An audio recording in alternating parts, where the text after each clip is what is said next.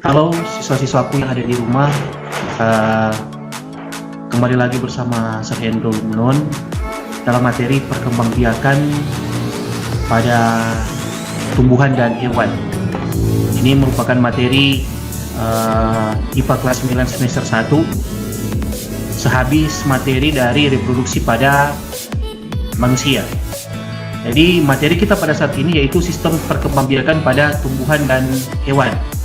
Sebelum kita lanjut, kita patut mengucap syukur kepada Tuhan karena berkat bimbingan dan tuntunannya kita boleh tetap sehat, kita boleh tetap ada sampai pada saat ini. Langsung saja pada materi. Jadi kompetensi dasar pada materi ini yaitu yang pertama, memahami reproduksi pada tumbuhan dan hewan, sifat keturunan serta kelangsungan makhluk hidup. Kemudian yang kedua, menyajikan karya hasil perkembangbiakan pada tumbuhan. Tentu dari kompetensi dasar ini kita mempunyai indikator-indikatornya. Yang pertama yaitu Anda dapat menjelaskan reproduksi aseksual pada tumbuhan. Kemudian yang kedua 3.2.2 dapat menjelaskan reproduksi seksual pada tumbuhan. Kemudian 3.2.3 dapat menjelaskan perbedaan reproduksi seksual dan reproduksi aseksual. Kemudian 3.2.4 itu dapat menjelaskan proses penyerbukan. Oke, kita masuk pada materi. Pada reproduksi pada tumbuhan. Jadi reproduksi pada tumbuhan dia terdiri dari 4. Yang pertama, angiospermae atau biasa disebut dengan tumbuhan berbiji tertutup. Tumbuhan berbiji tertutup seperti contoh ini, buah mangga, kelapa, dan lain-lain. Kemudian gymnospermae atau tumbuhan berbiji terbuka. Contohnya ini apa? Jadi contohnya ini pohon pinus. Kemudian ketiga, pteridophyta, yaitu tumbuhan paku ini. Contohnya tumbuhan paku. Kemudian yang keempat yaitu lumut atau bryophyta. Pertemuan pada kesempatan ini kita akan membahas mengenai reproduksi pada tumbuhan di angiospermae. Jadi angiospermae ini kita akan bahas. Jadi terlebih khusus pada tumbuhan berbiji tertutup. Nanti pertemuan berikut kita akan bahas mengenai ketiga ini. Jadi dari gymnospermae, pteridophyta, kemudian di lumut. Oke, yang pertama angiospermae atau tumbuhan berbiji tertutup. Dia adalah tumbuhan yang mempunyai ciri bakal biji berada dalam bakal buah. Jadi ini kebanyakan kita lihat pada kehidupan kita sehari-hari, banyak kita temui. Contohnya ini. Jadi contohnya ini mangga, kemudian ada kelapa, ini ada padi, rambutan, kemudian jagung. Jadi ini contoh-contohnya dari angiospermae. Kemudian reproduksi tumbuhan angiospermae dia terdiri dari reproduksi aseksual atau biasa disebut dengan vegetatif.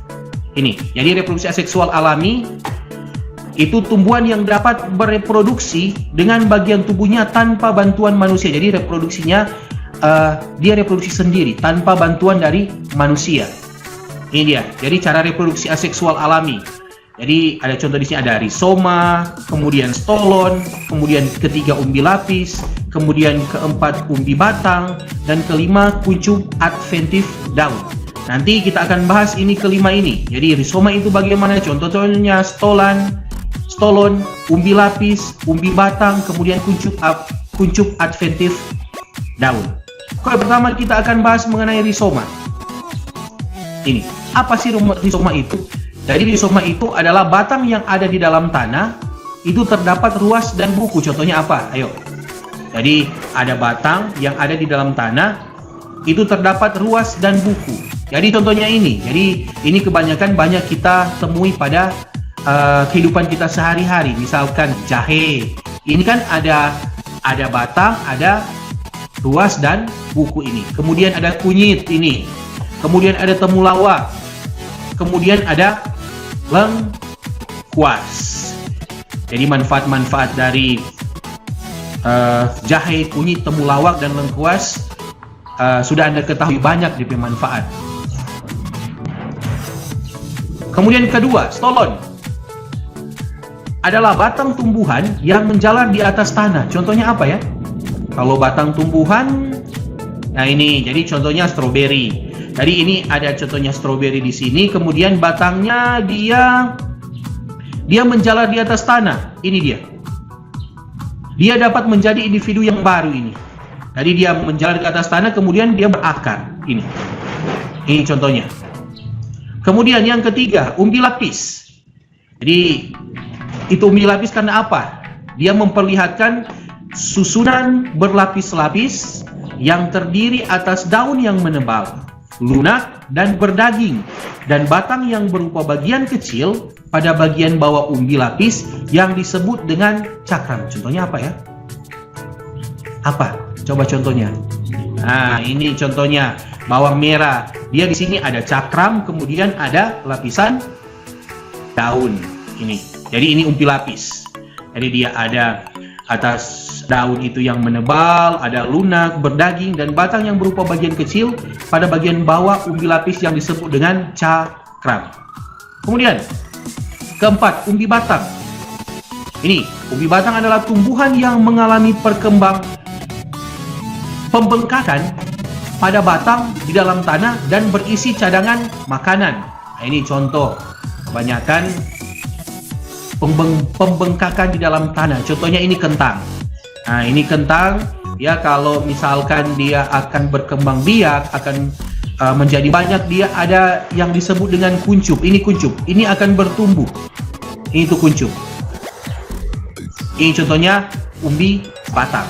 Kemudian yang kelima, kuncup adventif daun. Jadi dapat menghasilkan individu baru melalui daun membentuk kuncup. Contohnya ini. Jadi daun cocor bebek ini contoh. Jadi kalau kalian sudah pernah melihat cocor bebek, ini dia. Ini. Jadi ini akan membentuk individu baru. Di ujung-ujungnya ini akan tumbuh individu-individu yang baru. Jadi ini boleh diambil kemudian ditanam. Ini akan menjadikan dia individu yang baru. Kemudian yang kedua, reproduksi aseksual buatan. Jadi kalau tadi reproduksi seksual secara alami, ini kedua reproduksi seksual secara buatan. Jadi tumbuhan yang berproduksi dengan bantuan manusia. Jadi cara reproduksi aseksual buatan. Jadi ini. Jadi contoh-contohnya ini, yang pertama itu mencangkok. Ini contoh. Jadi ada batang kemudian dibungkus dengan serabut kelapa ini. Kemudian dalam serabut kelapa itu ditaruh tanah dalam jangka waktu tertentu. Tentunya kita harus rawat, kita siram-siram. Dia akan timbul akar di sini. Akan tumbuh akar di sini. Kemudian ini dipotong, kemudian bisa menjadi individu yang baru. Kemudian merunduk. Ini dia. Merunduk seperti ini. Dia merunduk mirip-mirip sama dengan stroberi tadi. Dia merunduk, tapi ini dengan bantuan dari manusia. Ini. Jadi dia merunduk, dia membentuk individu baru. Ini berakar, kemudian diambil. Kemudian menyambung atau enten. Ini menyambung atau enten ini. Jadi ini ada individu yang lain, kemudian disambung dengan individu yang lain ini. Kemudian diikat dengan tali. Ini. Kemudian menempel atau biasa disebut dengan okulasi. Ini contohnya. Dia ambil kulitnya kemudian ditempel di individu yang lain. Nah, ini pertama dipotong, kemudian dilem, ditempelkan ke individu yang lain, kemudian akan jadi seperti ini. Nah, ini sudah bertumbuh. Ini bisa dipotong atasnya, kemudian dipindahkan. Ini dipotong. Kemudian yang kelima yaitu stek. Ini stek ya, sudah pernah ini lihat. Jadi stek itu contoh ubi. Jadi ubi ditanam, kemudian ditancapkan ke dalam tanah ini, stek. Ini yang disebut dengan stek. Jadi ada cara reproduksi aseksual buatan, dia terdiri dari 5. Yang pertama itu mencangkok, kemudian merunduk, menyambung atau enten, menempel okulasi, dan stem. Ini reproduksi seksual pada tumbuhan angiospermae. Jadi pada reproduksi seksual ini digunakan sel kelamin, yaitu sel sperma dan sel telur, dan proses fertilisasi untuk menghasilkan biji. Jadi biji ini dapat tumbuh dan berkembang menjadi tumbuhan yang baru. Ini sama persis dengan cara reproduksi dari manusia. Orang selalu pelajari itu, kita selalu pelajari pada pembahasan sebelumnya. Jadi pertemuan antara sel sperma dan sel telur, dia menghasilkan individu baru. Tetapi kalau di tumbuhan, pertemuan antara sperma dan sel telur, dia menghasilkan yang disebut dengan biji. Ini contohnya apa ya? Jadi contohnya ini ada bunga, bagian-bagian bunga dan fungsinya. Jadi bunga ini dia bereproduksi secara seksual. Ini. Jadi dia di sini ada mahkota, ada kepala sari, ada benang sari, ada kepala putik, tangkai putik, bakal biji, tangkai bunga, dasar bunga, kelopak. Ini. Jadi pertemuan antara sel sperma dan sel telur, dia menghasilkan biji ini. Kita lihat fungsi-fungsinya dulu. Oke, dari kepala sari, fungsinya yaitu tempat terjadinya meiosis yang menghasilkan serbuk sari dan menyimpan serbuk sari. Ini di sini. Nah, di sini tempat menghasilkan serbuk sari dan menyimpan serbuk sari. Kemudian ini ada benang sari sini. Ini dia. Ini fungsinya yaitu menghasilkan sel kelamin jantan atau sperma. Ini. Jadi Pak DP benang sari itu sel sperma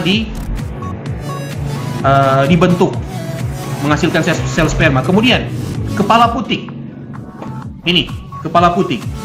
Fungsinya tempat jatuhnya serbuk sari pada saat proses penyerbukan. Jadi di sini kepala serbuk sari di sini dia mau bantuan angin kah, dia mau bantuan manusia kah, atau disentuh, kemudian dia jatuh di atas kepala putik ini. Jadi di sini tempat jatuhnya serbuk sari pada saat proses penyerbukan. Kemudian ini ada tangkai sari.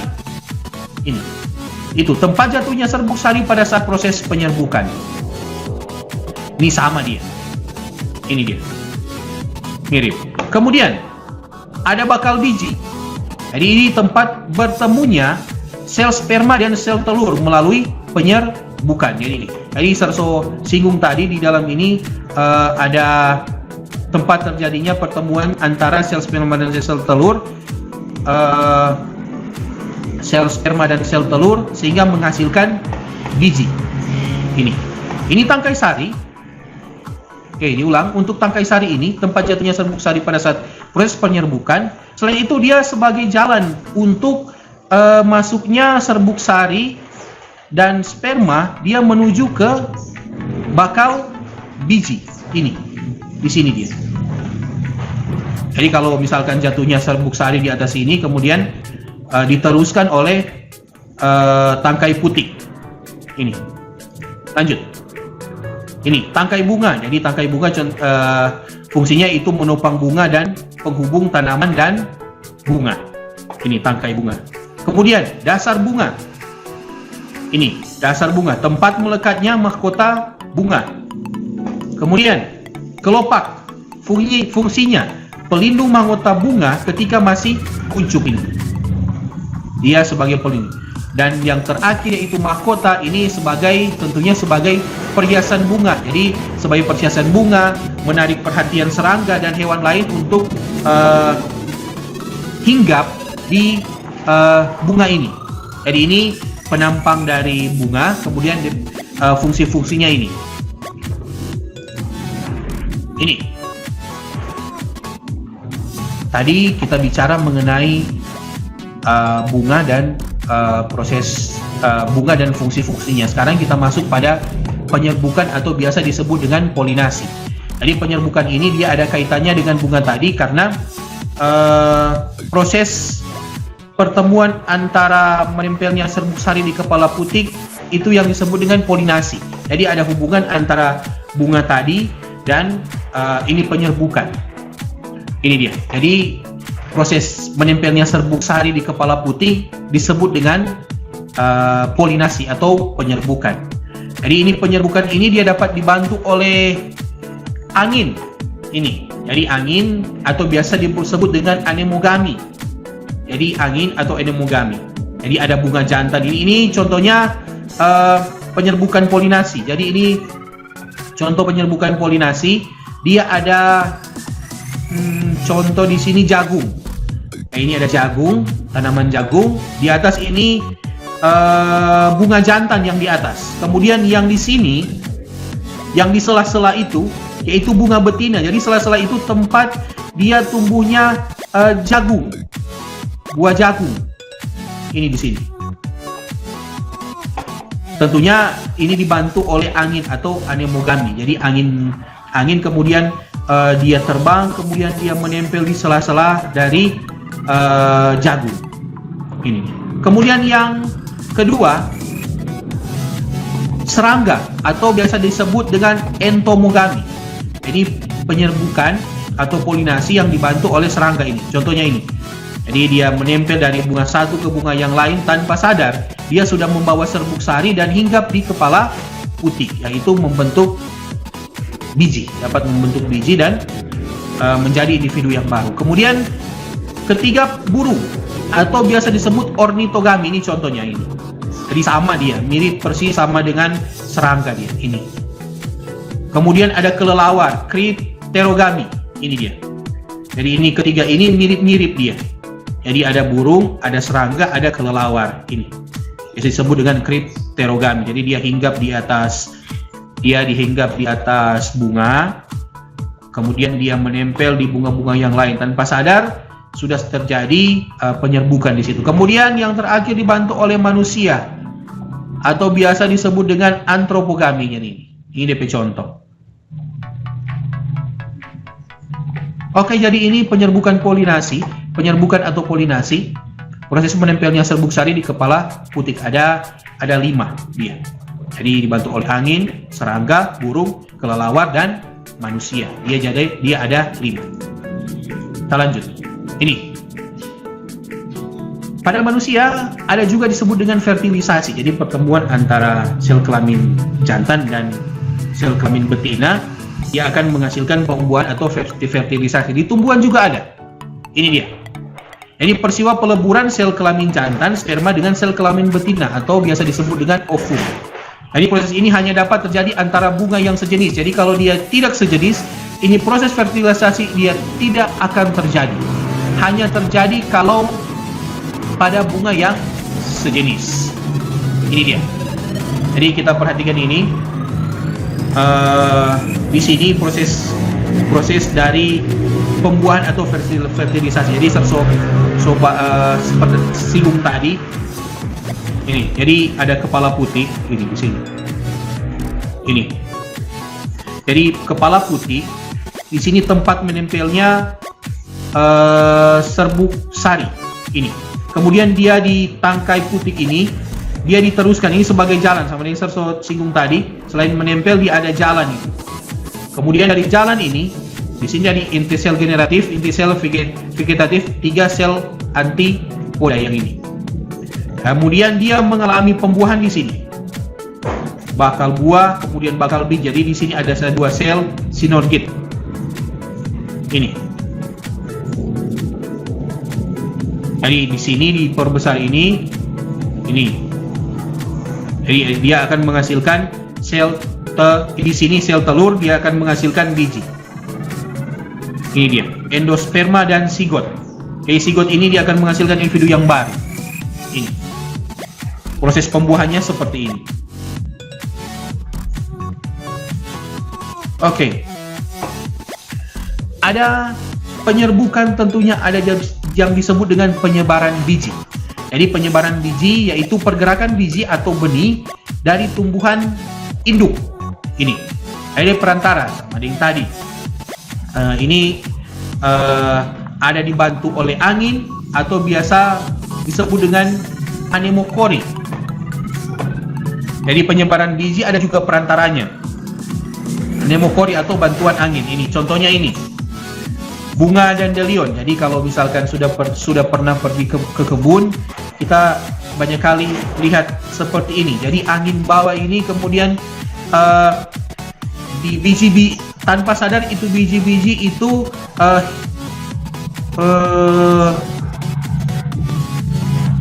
jatuh di tanah yang lain. Nah, itu akan membentuk individu yang baru. Kemudian sokori tentunya dibantu oleh ini, bantuan hewan. Ini contohnya, ini ada burung, kemudian dia bawa kacang. Jadi sokori ini terbagi 4. Yang pertama entomokori, dibantu oleh serangga. Kemudian kireptorokori, dibantu oleh kelelawar. Kemudian ornitokori, dibantu oleh burung. Kemudian mamokori, dibantu oleh mamalia. Jadi sokori ini ada 4: serangga, kelelawar, burung, dan mamalia. Jadi ada entomokori, ada kriptorokori, ornitokori, kemudian mamokori. Kemudian hidrokori, bantuan air. Ini tentunya banyak kita lihat. Jadi siapa yang biasa bermain di sungai tentunya sudah pernah melihat ini. Jadi dia dari atas itu kelapa jatuh, kemudian dibawa oleh air di sungai, kemudian dia ke bawah. Ini contoh. Nah, itu akan menghasilkan individu yang baru. Itu hidrokori, bantuan air. Kemudian yang terakhir antropokori, itu bantuan manusia. Siapa yang sudah pernah mengalami ini? Jadi kalau misalkan kita berjalan di kebun, kemudian di tengah-tengah ilalang, tanpa sadar itu akan menempel di baju kita. Tanpa sadar itu akan menempel di baju kita. Itu adalah biji. Itu biji. Jadi biji itu akan dibawa oleh manusia dari tempat satu ke tempat yang lain, kemudian dia akan membentuk individu-individu yang baru. Jadi penyerbukan tadi juga ada bantuan, penyebaran biji juga ada bantuan ini. Jadi dia ada 4, sokori dia terbagi juga ada 4. Ini kemudian perkecambahan. Jadi perkecambahan proses pertumbuhnya biji menjadi tumbuhan yang baru. Jadi proses pertumbuhan biji ini seringkali dia paling banyak terjadi itu sering di dekat air. Jadi perkecambahan ini contohnya ini. Jadi dari biji kemudian dia bertumbuh dan kemudian menjadi akar, kemudian menjadi individu yang baru. Ini. Jadi perkecambahan itu bisa disebut juga proses berakhirnya dia menjadi biji. Jadi proses berakhirnya dia menjadi biji, kemudian dia menjadi individu yang baru, dia bertumbuh. Itu perkecambahan. Ya, oke, kita lanjut. Sifat keturunan reproduksi seksual. Lihat ini. Jadi siklus hidup tumbuhan angiospermae seperti ini. Ini. Jadi tahap pertama ini. Yang disebut dengan ini proses penyerbukan. Tahap pertama. Ini tahap pertama, proses penyerbukan. Kemudian yang kedua, habis dia penyerbukan, dia ke struktur biji. Struktur biji dan struktur buah ini. Tadi kan penyerbukan itu proses menempelnya serbuk sari di kepala putik. Kemudian proses yang kedua dan ketiga yaitu struktur biji dan struktur buah. Kemudian yang keempat, proses perkecambahan. Ini dia. Kemudian yang kelima, struktur bunga. Jadi perkecambahan dia jadi struktur bunga. Kemudian dari struktur bunga dia menjadi struktur benang sari. Ini di sini. Kemudian dia ketujuh, struktur putik. Dari struktur putik dia jadi struktur serbuk sari. 8. Ini. Jadi prosesnya dia seperti lingkaran. Ini. Dari proses ke-1 sampai dengan ke-8. Jadi tahapan generasi kehidupan pada tumbuhan. Jadi ini dia. Yang pertama generasi gametofit. Jadi generasi gametofit yaitu generasi penghasil gamet sel sperma dan sel telur, yaitu generasi haploid atau bisa disebut dengan N. Kemudian yang kedua generasi sporofit. Generasi penghasil spora yaitu generasi diploid atau 2N.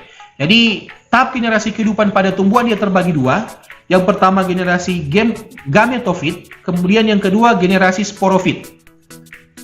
Jadi kalau di gametofit dia penghasil gamet, sel sperma dan sel telur. Tapi kalau sporofit, dia menghasilkan spora. Itu tahapan generasi kehidupan pada tumbuhan di sini. Oke. Demikian ini materi. Kita akan mencoba untuk merangkum materi ini. Yang pertama, yaitu tumbuhan dan hewan dapat melakukan reproduksi secara seksual dan aseksual. Kemudian, reproduksi seksual adalah reproduksi yang melibatkan sel kelamin atau sel sperma dan sel telur, serta melalui proses fertilisasi. Jadi, di sini ada yang disebut dengan zigot. Kemudian ada reproduksi aseksual. Ini, kemudian reproduksi seksual. Jadi pengertiannya ini melibatkan sel kelamin, sel sperma, dan sel telur. Kemudian, reproduksi aseksual. Jadi, tumbuhan adalah perbanyakan tumbuhan tanpa melewati proses fertilisasi dan menggunakan bagian tubuh tumbuhan untuk menghasilkan tumbuhan baru. Ini saya bahas tadi. Nanti ini rangkuman kalian akan tulis, merupakan inti pokok pada proses pembelajaran ini. Ada juga ini. Jadi, tumbuhan angiospermae bereproduksi secara aseksual alami dengan menggunakan itu tadi, rizoma, stolon, umbi lapis, dan umbi batang, serta tunas adventif daun. Kemudian reproduksi seksual pada tumbuhan melibatkan sel kelamin berupa sel sperma yang dihasilkan dari perkembangan benang sari dan sel telur yang dihasilkan pada puting. Jadi, sini juga ada reproduksi seksual pada tumbuhan. Kemudian, ini ada juga pengertian dari penyerbukan. Kemudian ada perantara-perantara pada penyerbukan. Jadi ada entomogami, ada ornitokogami, chiropterogami, dan antropogami. Kemudian jenis penyebaran biji juga ada pengertiannya di sini. Perantaranya juga apa? Anemokori, hidrokori, sokori, dan antropokori. Jadi perkecambahan. Ini juga ada pengertian. Ini. Semua rangkuman ini merupakan materi yang saya sudah kasih. Kalian tulis ini. Jadi saya tidak lama membahas ini rangkuman karena saya sudah kasih yang sebelum-sebelumnya di materi ini. Jadi di video ini ada materi-materinya. Jadi sebagai tugas Anda itu tuliskan rangkuman yang ada pada video pembelajaran ini. Kemudian juga satu lagi. Jadi selain tugas yang tuliskan rangkuman, kalian juga menggambarkan penampang bunga tadi, kemudian kalian tulis fungsi-fungsinya. Jadi kalian gambar bunga tadi, kemudian kalian tulis fungsi dari bagian-bagian bunga tersebut. Jadi ada dua tugas. Yang pertama, tuliskan rangkuman yang ada pada video. Kemudian yang kedua, kalian gambar, kemudian tulis bagian-bagian bunga tersebut, kemudian fungsi dari bagian-bagian bunga tersebut. Jadi itu tugas. Oke, demikian proses pembelajaran kita pada saat ini. Saya berharap apa yang saya sudah berikan itu dapat tertanam dalam pikiran kalian, guna untuk bekal kalian ke depan. Jadi saya berharap tetap jaga kesehatan, selalu pakai masker, kalau misalkan selalu cuci tangan, dan selalu berdoa agar supaya pandemi ini cepat berlalu. Jadi kalau misalkan pandemi ini cepat berlalu, kita akan bertatap muka jadi kerinduan Sir dan menjadi kerinduan kalian. Oke, salam sehat.